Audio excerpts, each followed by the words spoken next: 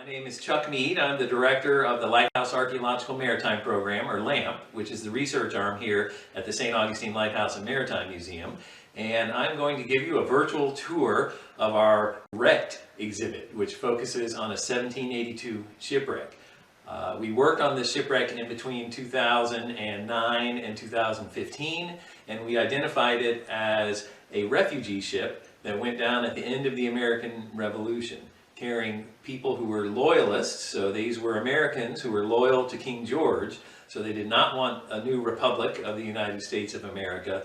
And because it was the end of the war, they realized their side was losing. There was a massive evacuation of the city of Charleston, and well over 100 ships left for other parts of the British Empire, and 16 ships that were trying to get here into St. Augustine, Florida, wrecked. And we found all kinds of wonderful artifacts, and I will show you some of those on this tour. If you can imagine, people who have had to flee their homes in a hurry during a crisis, they're going to take the things that are most important to them. They're going to take the things that their family treasures. They're going to take the things they need to keep their family alive. So we have a lot of cookware and eatingware. You can see this pewter plate here. We have a glass stopper, a brass keg tap. These are all kind of household items, but we do find a lot of tableware items like this. So there's another pewter plate here, and you can see a lot of pewter spoons.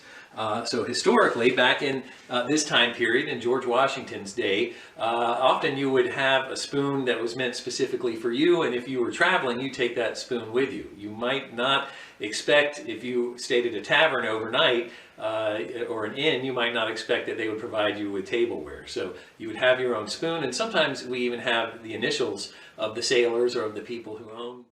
We have some fishing weights here. So you can see these are lead weights. They were basically cast to be musket balls, but they were cast with a little twig or a stick or something to create a hole through the ball. And that way you could tie that to a fishing line, and certainly sailors as well as passengers on board these ships would have been trying to supplement their food stores with some fresh caught fish. We've also found a lot of personal items. So we know foodware is important. You have to keep your family fed. We know there's a military presence. There were military men as well as civilians being evacuated. But all these civilians being evacuated have their stuff. In addition to the pots and pans they need to feed their families, they have all kinds of other things. And we can see here some of these things. We've got a shoe buckle. That one's highly ornate. It's made out of pewter, and it has these great bow ties on them, and next to it we have a pretty plain buckle. That could have been from a soldier's strap for a canteen or something, or a pack, or it could have been a civilian belt or something similar to that. We have some more buttons that appear to be civilian buttons. A little bit of money was found. Now money, people always think there's treasure on shipwrecks, and sometimes there are ships that had a lot of treasure on it, but in this case we just kind of found the equivalent of some pocket change. This is a halfpenny made out of copper, so that's nothing. We have this great artifact. You can see it's a pewter disc.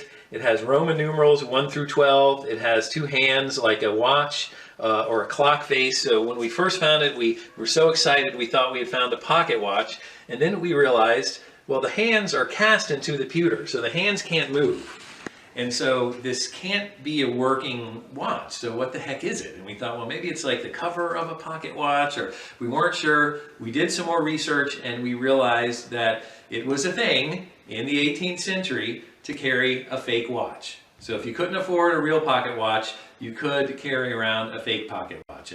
So I mentioned that we found some gold coins during our excavations. You saw the copper halfpenny that we found. Well, we also found a handful of gold coins. And again, that's something, if you're a diver and you're an archaeology diver, you get asked a lot if you've ever found gold. Well, I have been doing underwater archaeology for more than 25 years. And the only shipwreck site I've ever worked on that had any gold is this one right here. And you can see we had just a handful of coins. I believe we have 3 coins, gold guineas, just like this one.